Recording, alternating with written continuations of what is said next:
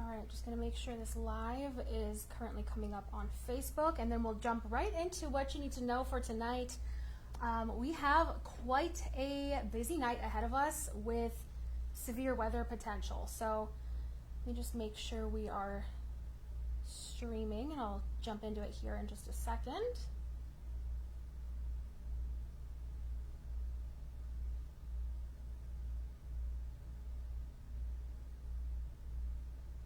All right, we are up and going, sharing this to my own page. Good evening, everyone. Happy Friday. Almost said happy Thursday. It's been one of those days, the last couple days kind of blending into each other with the severe weather threat. And our most significant severe weather threat, not only that we've seen this week, but that we've seen in a while, is about to take shape. So we're going to jump right into it here. We have our storm chaser Eric Whitehill out and chasing. He is currently located 4 miles west of Oriska, watching a storm develop in that area. So we're gonna jump to graphics here too. Bear with me, we had a system reboot and things kind of got moved around here. So we'll watch Eric's feed here for just a second. There we go. Okay, so out in southwestern North Dakota into Montana, there's currently a severe weather watch in effect. And just within the last maybe 5 or so minutes, there's been a mesoscale discussion put out from the Storm Prediction Center. We are very likely going to have a tornado watch in eastern North Dakota and parts of west central Minnesota here within the next maybe 30 minutes, if that. There is a 95% chance of a tornado watch coming here in just the next few minutes. So a watch issuance is expected this evening to address increasing severe threat. And that's exactly what we are seeing. Storms already starting to pop. You can see it a little bit here in Stutsman County. An additional new bit of information here that also came out with this mesoscale discussion, there is going to be an increase in our SPC outlook that we've been seeing. So we've been in a level 3 out of 5 risk for severe. That is going to be upgraded to a level 4 out of 5 risk for severe, which is a moderate risk. That's going to be coming here within the next hour as well, primarily for wind-driven storms and further likelihood of tornadoes. Okay, so let's dive right into it. We've got a massive severe thunderstorm warning out west, but what I'm eyeing right now and what our storm chaser Eric Whitehill is eyeing right now is the storm in Stutsman County. So I'm going to zoom in here a little bit closer. This is a loop of the last hour. You can see it now has some thunder and lightning on it, approaching the I-94 corridor from the south. And I'm going to try to toggle here back over to Eric's feed if I can find it. Eric, I have him on the phone here. Do you know what TVU you're on? Yep. White. Does it have a number on it by chance? I'm on KVL1 remote 3. Remote 3. Yep. Remote 3. I'm going to have to reposition here as well. Okay. I have the cell south of Jamestown is increasing in strength rapidly. If you couldn't hear him, he said the cell south of Jamestown is rapidly increasing in strength, and hear his feed again, what he's seeing. He's saying he's going to need to reposition himself right now 4 miles west of Oriska. So Eric, where are you headed next? I am most likely going to get back on 94 and start to head west towards Valley City. I have to be a little careful because of the river there and trying to get across it. I don't want to get stuck west of Lake Ashtabula and then not be able to get across again.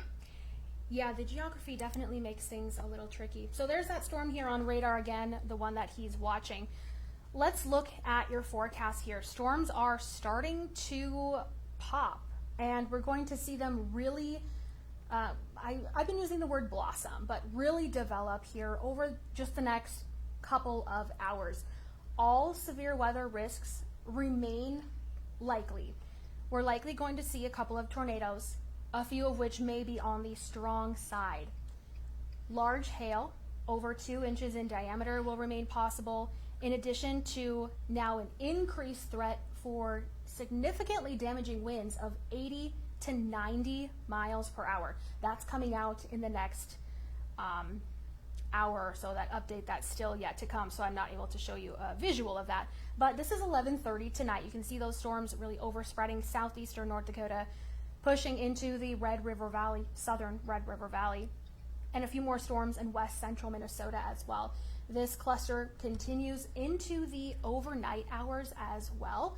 And just heard from meteorologist Joseph Williams. He is on his way in.